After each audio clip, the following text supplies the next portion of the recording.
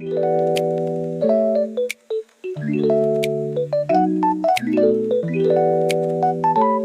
peux te dire bonjour Anouchka. Mais bien sûr, tu peux. Est-ce que tu peux te présenter, dire comment tu t'appelles et l'âge que tu as? Alors, je m'appelle Cédric, j'ai 39 ans. Et est-ce que tu peux expliquer vite fait ce dont tu as envie de parler là aujourd'hui? Aujourd'hui, du coup, enfin, ce dont j'ai envie de parler, de ce dont tu voudrais Ouais, qu'on non, mais parle. j'ai ton accord Mais quand je même. suis d'accord, oui, je suis d'accord pour en parler. De mon rapport aux femmes, du coup, et du coup, tout ce qui va avec, féminisme, patriarcat, masculinité, voilà. Tous les trucs qui font qu'on réfléchit à ce qu'on est aujourd'hui, ce qu'on était, enfin voilà, en tant que mec blanc, et voilà. Et du coup, cis. pour parler de tout ça, est-ce que, bon, on va partir du passé jusqu'à maintenant. Est-ce que tu te rappelles de tes premiers crushs au collège-lycée? Et si oui, quel lien tu avais avec elles? Comment tu les abordais? Ouais, ben, il n'y en avait pas. Il y en avait pas, ouais, enfin, je me rappelle de mes crushs, je me rappelle de personnes les filles que je trouvais jolies, mais après, j'avais, le collège et le lycée, c'était particulier parce que du coup, le collège, j'ai vraiment été c'était les 4 pires années de ma vie, quoi. J'ai pris des claques, j'étais vraiment mis de côté. En fait, voilà, j'avais vraiment des problèmes relationnels, quoi. Et donc j'ai passé clairement beaucoup plus de temps à me planquer au CDI et à lire des bandes dessinées qu'à avoir des potes. Et donc encore moins les filles. Je faisais vraiment plutôt partie de ceux qu'on chambrait, des gens qu'on chambrait, des gens qui voilà, j'avais pas de crush en fait. Je me rappelle même, pour te dire, j'étais tellement à l'ouest niveau meuf, enfin niveau relations sociales, que je me rappelle même de la première personne fille, donc hors de ma famille, voilà, fille qui m'a fait la bise. J'étais en 4e et voilà, entre midi et 2, j'allais manger chez ma grand-mère et je descendais. En fait, il y avait une fille de ma classe qui m'a attendu, qui m'a vu. Ah, salut Cédric, elle est adorable, hyper gentille, quoi. Elle non plus n'était pas une personne très fameuse dans le collège. Et du coup, qui m'a dit bonjour. Donc on s'est fait la bise. Et je me rappelle encore parce que c'était là, je me disais putain, j'ai fait la bise à une fille, incroyable, quoi. Et donc après voilà, on a fait le chemin ensemble, et après rien n'a changé malgré ça. J'ai toujours continué à me faire emmerder au collège, mais voilà. Et après au lycée, j'avais pas de crush non plus, mais ça se passait déjà beaucoup mieux. Donc au moins déjà j'avais des copines filles avec qui je parlais, et j'ai eu ma première copine qui s'appelait Eva. J'étais en première, ça a duré une petite semaine. À ces âges-là, je pensais vraiment que je mourrais puceau et que j'aurais jamais de copine, quoi. Enfin. Du coup, tu t'autorisais même pas à avoir un crush en fait, c'était trop, Ouais, trop exactement. grand pour toi, quoi. C'est ça, exactement. Je m'autorisais même pas à avoir de crush. C'était déjà qu'il y ait des filles qui me parlent et qui soient gentilles. Et des gens en général, même en sortie du collège, c'était déjà très bien. Tu te rappelles de comment s'est passée la rencontre avec du coup la première, enfin la mise en couple et la rupture aussi? Point de vue 11 place, ma première copine, fille que j'ai embrassée, donc voilà, elle s'appelait Eva, là, en première. Ouais, on avait eu un rencard samedi soir, et voilà, je vais même pas raconter comment est-ce que je l'ai embrassée, parce que c'était tellement, enfin, ridicule, bon, mais, enfin, et maladroit surtout, c'est pas ridicule, mais surtout maladroit. Mais par contre, la première vraie copine que j'ai eue pendant 2 ans et demi, je l'ai rencontrée en boîte. J'avais 20 ans. Elle allait faire ses 18. On avait 2 ans et demi de différence. 2 ans et demi, 3 ans. Et en fait, ouais, je l'ai rencontré en boîte, je pense à minuit, et on a passé la nuit ensemble.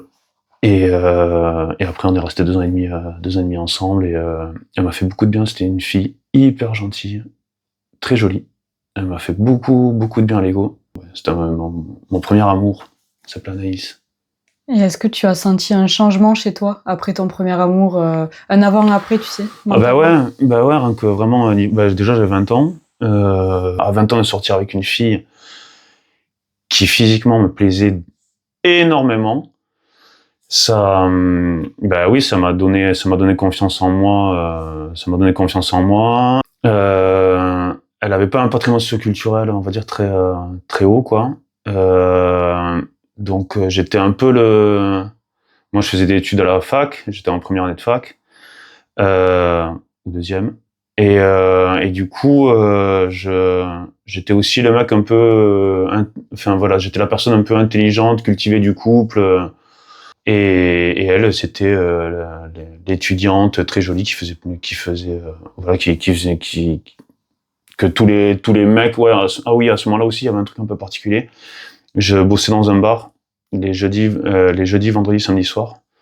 Et donc, voilà, j'étais un peu dans le milieu de la nuit, quoi, dans un bar de nuit. Je faisais le physionomiste. Voilà, je m'occupais un peu de la sécurité, quoi. Et du coup, il y a eu toute une ambiance qui a fait que j'ai vraiment pris confiance en moi. Et aujourd'hui, je dirais une mauvaise confiance, quoi, parce que c'était voilà, il y avait des filles aussi qui me tournaient autour dans ce bar. Et Anaïs, c'était ma première copine. Et en fait, j'ai commencé à vouloir voir d'autres, à réfléchir à d'autres trucs, quoi.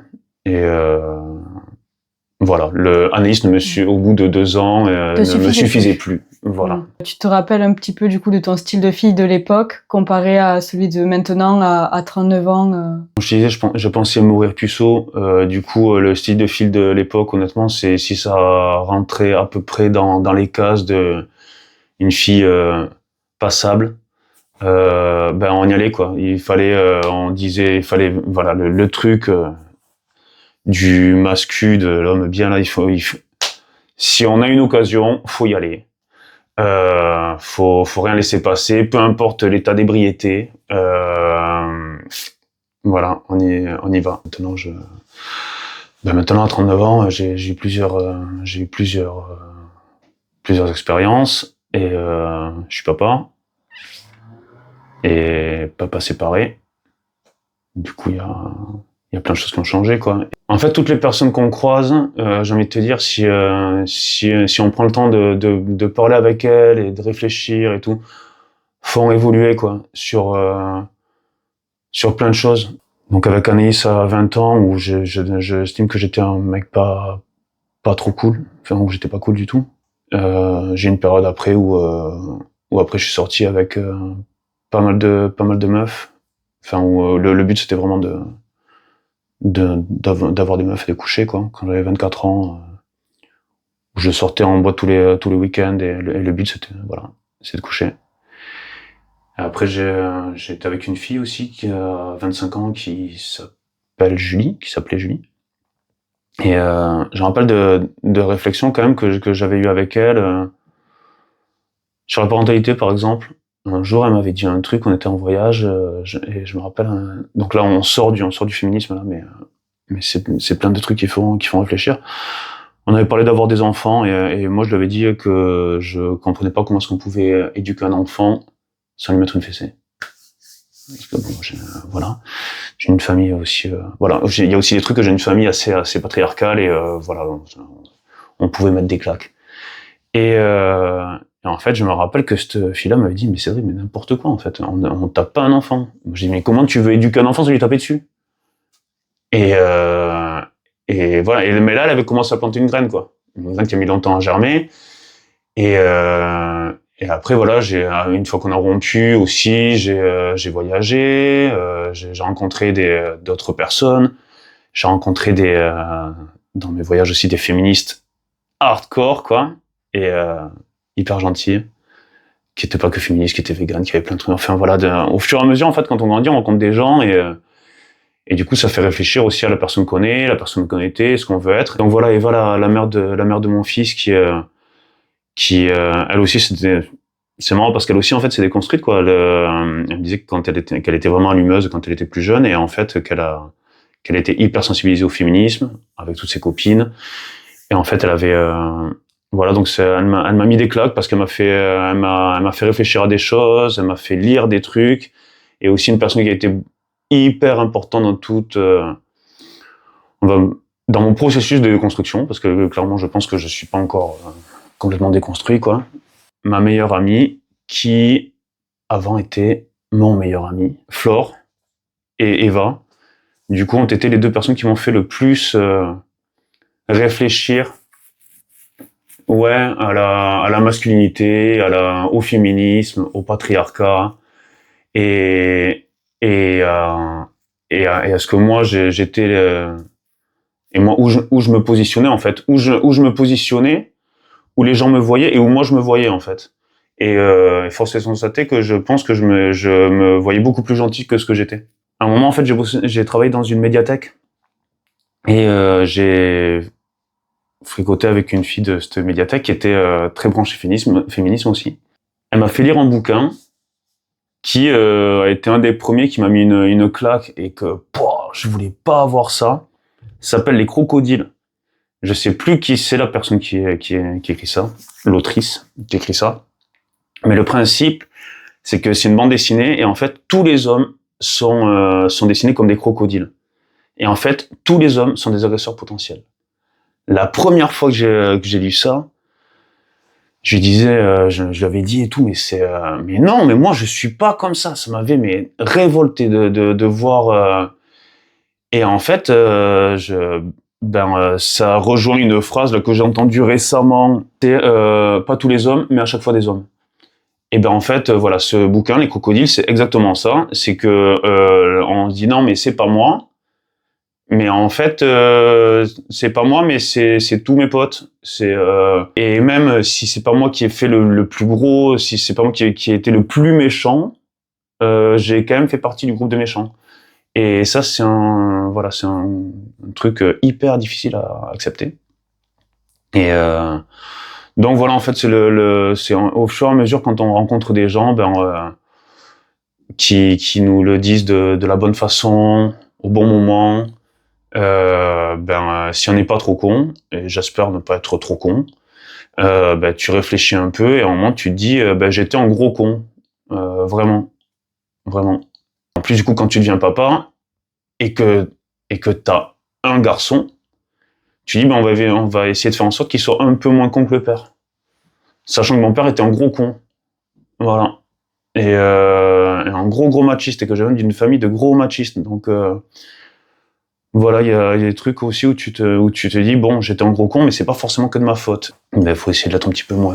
Oui, donc je pense être un peu moins con à 39 ans que je l'étais à 19. Ouais, c'était ma prochaine question. Est-ce que là, du coup, avec toutes ces lectures, toutes ces rencontres, t'as l'impression quand même d'avoir évolué? Est-ce que t'as l'impression qu'il te reste beaucoup de chemin à faire encore avant de pouvoir te dire je suis un mec bien?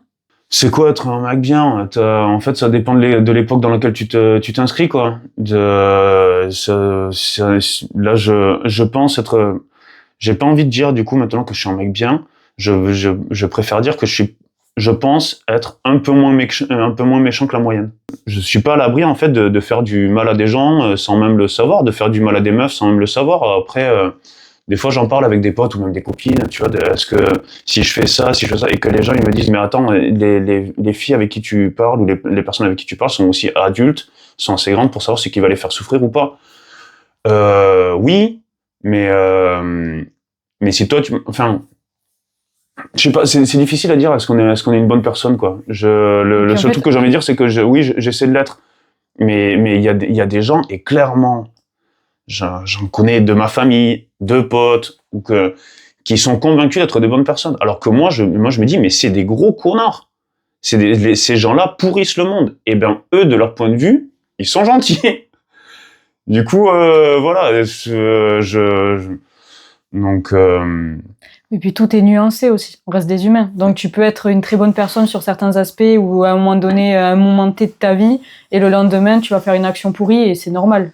Pour être une personne bien, je pense qu'il faudrait faire, et attention, et sincèrement, de ne jamais faire à autrui ce que tu voudrais pas qu'on te fasse. À chaque fois que tu vas faire un truc, que tu vas dire quelque chose à quelqu'un, que tu vas interagir avec une personne, tu dis, est-ce que j'aimerais bien qu'on interagisse comme ça avec moi? Et sincèrement, et de se dire vraiment, est-ce que j'aimerais bien que, voilà, que voilà, qu'on me dise ce genre de compliments, qu'on me touche de cette façon, voilà, est-ce que sincèrement j'aimerais qu'on agisse comme ça avec moi. Déjà, si tu fais ça, je pense que t'es quand même une personne très bien. Mais après, tu peux avoir des erreurs, mais qui sont pas qui sont pas de ton ressort. Si tu te dis voilà, j'agis avec les gens comme j'aimerais qu'on agisse avec moi, déjà là tu peux te dire que c'est pas mal quoi, que de pas se voiler la face par rapport. Le souci c'est aussi que bon tout le monde n'a pas les mêmes limites et n'a pas le même ressenti, mais déjà avoir la volonté de penser comme ça, c'est une volonté qui est hyper bienveillante. Voilà, mais c'est ça, mais tu te dis, je vais pas, ne faisons pas,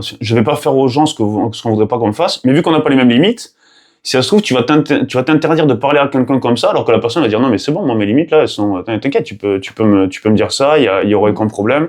C'est un peu compliqué d'être une personne bien. En fait, ça dépend qui c'est qui te juge. Alors, est-ce que tu as envie de raconter ton plus grand regret vis-à-vis d'un comportement pas très sympathique que tu aurais eu envers une fille, si tu te sens à l'aise de raconter une anecdote?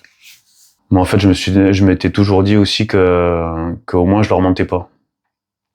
Quand voilà, à cette époque, là, je dis, quand j'avais 24 ans, là, j'avais à mes 23 ans, j'ai eu une opération parce que j'ai une maladie qui s'appelle la maladie de Crohn aussi. Donc quand je l'ai eu, j'étais petit, j'avais 12 ans, donc c'était considéré maladie orpheline et tout. Donc voilà, j'ai eu plein de problèmes, pas mal de problèmes de santé et quand on m'a opéré de ça, c'était juste après Naïs. Et j'ai eu un truc où je me suis dit, bah là, je vais brûler la vie par les deux bouts, quoi. Je m'en fous, là, c'est bon, je vais faire la teuf, et donc voilà, mon objectif c'était de sortir et de rentrer avec une fille ou d'aller chez une fille, mais en tout cas à un moment de faire quelque chose. Et en fait je me disais, je leur mens pas, je leur dis pas tiens après on va se revoir, on va se remettre. J'avais vraiment un truc où un de mes trucs c'était d'essayer de coucher avec des filles sans qu'on se soit donné le prénom. Voilà, si ça c'est pas un gros truc à la con. Est-ce que vraiment t'as l'impression que la confiance que t'as en toi actuelle, elle est un petit peu grâce aux filles? Bah oui, quand même. Bah oui, énormément. Enfin, en fait là, c'est au fur et à mesure, je dis de passer de l'ado qui clairement se faisait insulter par des filles, qui prenaient des claques dans les vestiaires c'était pas par ses potes, j'avais pas de potes, mais voilà qui passé de ça, j'ai été avec des filles qui étaient incroyables, vraiment Eva la première, mais après pas qu'elle, j'étais avec une autre fille après qui s'appelle Joy et en fait qui correspond à l'idéal féminin que j'avais et que j'ai toujours eu en fait. C'est genre comme si j'allais prendre là le gamin que j'étais à 12 ans et que j'allais dire tu vois la fille que t'as dans ta tête là, la fille que tu trouves, et ben elle va être amoureuse de toi. À un moment tu vas la trouver et elle va être amoureuse de toi, mais elle va être folle de toi. J'ai aussi été là avec une fille là qui voilà après Eva là, qui s'appelle Audrey, qui je pense c'est la personne la plus gentille que je connaisse. Ces trois personnes, Eva, Joy, Audrey, ont fait que qu'est-ce que je peux... Enfin, moi je me suis dit, tiens, j'ai l'impression d'avoir fait la paix avec l'ado que j'étais. Je sais pas, c'est pas forcément par rapport à mon potentiel, à ce que je peux plaire à des filles, parce que oui, je peux plaire à des filles, mais encore, je vais pas forcément plaire à toutes les filles, hein. Enfin, c'est pas... Mais il y a je sais pas, ouais, il y a un truc où j'ai fait la paix avec l'ado maltraité que j'étais, quoi. Qu'est-ce que tu penses du concept du grand amour, tu vois, le fait de trouver l'amour de sa vie? Oh là. Le fait qu'il y ait une personne en particulier que tu vas aimer toute ta vie, qui va t'aimer toute sa vie? J'y crois pas. Enfin, j'y crois plus. Bah non, j'y crois plus, moi. Le grand amour de ma vie, ça a été et ça reste Eva, en fait. Oui, mais du coup, tu crois au concept. C'est juste que tu ne crois pas que c'est forcément obligatoire de finir sa vie avec. C'est deux choses différentes. Ah ouais, bah alors oui, carrément. Bah, celle qui m'a mis la plus grosse claque, qui m'a retourné. Et Eva, je lui disais, ce que j'aime avant tout chez elle, c'est son cerveau, quoi. C'est que vraiment, il y a voilà, c'était, enfin, je voulais pas d'enfant. Je l'ai rencontrée, elle m'a dit si je tombe enceinte. J'ai dit bah si tu tombes enceinte, on le garde. Il y a eu une connexion avec elle. Bien sûr physique, mais aussi et surtout intellectuel. Enfin, cette meuf, elle m'a déboîté le cerveau. Elle m'a fait réfléchir à plein de trucs. Du coup, voilà, mais après, concept de grand amour, j'ai envie de te dire, est-ce que du coup, c'est pas plutôt le concept d'une personne qui te marque, quoi. Je sais pas, mais après, voilà, grand amour, le truc, en fait, pour moi, l'idée de grand amour, là, que je m'en fais, c'est genre la personne avec qui tu vas être fusionnel toute ta vie. Et ça, en fait, j'y crois pas. Je crois que passer 2 ans, si tu fais pas des efforts, s'il y a pas des compromis, s'il y a pas des trucs l'amour, t'as envie de dire, c'est surtout un gros shoot d'hormones qui fait que tu vois la vie en rose là pendant 2 ans, quoi. Je sais pas, je me dis que ça doit être un peu comme gagner au loto, quoi. T'as un truc là il y a pas qu'une connexion physique, il y a aussi, voilà, une connexion mentale. Mais malgré tout ça, à un moment, le quotidien fait que le grand amour ou l'amour de ta vie, ça peut pas résister à tout, en fait. Et je crois pas à l'amour romantique là qu'on nous dépeint, ils vécurent heureux et eurent beaucoup d'enfants au premier coup. Ouais, des fois, ça se finit mal. Du coup, actuellement, puisque, là, tu es célibataire, qu'est-ce qui te rend le plus heureux dans ta vie? D'être papa. Je sais pas, de voir quelqu'un grandir et tout, c'est un truc qui remue. Et un truc qui est aussi particulier, c'est que du coup, je l'ai qu'une semaine sur 2. Donc si on m'avait dit que j'allais devenir papa mais que je le verrais qu'une semaine sur 2, ça fait, du coup, tu profites encore plus de ces moments-là, et plus tu le vois grandir quand tu sors des 3 ans où c'est juste les besoins primaires et tout, et que là, il a 6 ans, il est rentré au CP, et qu'il commence à lire, et qu'il commence à y avoir des amis, des disputes, là dernièrement il a eu un truc avec une petite camarade de classe là qui l'a rendu triste. Il m'a demandé, mais papa, pourquoi il y a des gens qui sont méchants et pourquoi il y en a qui sont gentils? Ce qui me rend le plus heureux aujourd'hui, c'est d'être papa. Dernière question, qu'est-ce que tu donnerais comme conseil à un ado qui n'a pas confiance en lui et surtout à cause des filles? Voilà, vu toutes les erreurs de parcours que j'ai faites, je pense que peut-être même que je suis en train de faire, ou que je ferai. J'ai pas donné de conseils, mais ce que je peux dire, c'est que rien n'est figé, en fait. Même si vous avez du mal aujourd'hui avec, et même pas qu'avec les filles, avec les relations en général, rien n'est figé. Vous savez pas qui c'est que vous allez rencontrer demain. Vous savez pas qui c'est vous savez pas quelles personnes vont avoir un impact, quelles phrases vont résonner. Même si aujourd'hui, en tant que garçon au collège et tout, vous êtes pas, peut-être bien que vous allez rencontrer une Anaïs, comme j'ai, ou une Eva, ou une Julie, je vais pas dire toutes les prénoms des filles qui m'ont marqué, quoi. Vous savez pas ce que la vie va vous mettre ce que la vie va mettre sur votre chemin, et à quel point ça va pouvoir vous faire changer. En bien ou en mal, mais j'espère plutôt en bien. Si vous avez l'intelligence d'y réfléchir, en fait, vous savez pas ce que la vie va pouvoir vous mettre dans la tronche. Et si on est assez intelligent pour rebondir, ça peut être des choses trop bien. En fait, les garçons, j'ai envie de vous dire, on est du bon côté, en fait. Honnêtement, j'ai quand même l'impression que c'est quand même plus facile d'être un gars qu'une fille, même si je pense que le potentiel des femmes est bien supérieur aux hommes en termes de sensibilité, d'émotion, de plein de trucs. Vous êtes clairement supérieur. On a juste un peu plus de muscles que vous. C'est pas figé. Même si vous êtes un loser aujourd'hui, vous savez pas ce que vous savez pas ce que vous allez devenir. Merci beaucoup. J'ai adoré. J'espère que toi aussi. Merci. Oui.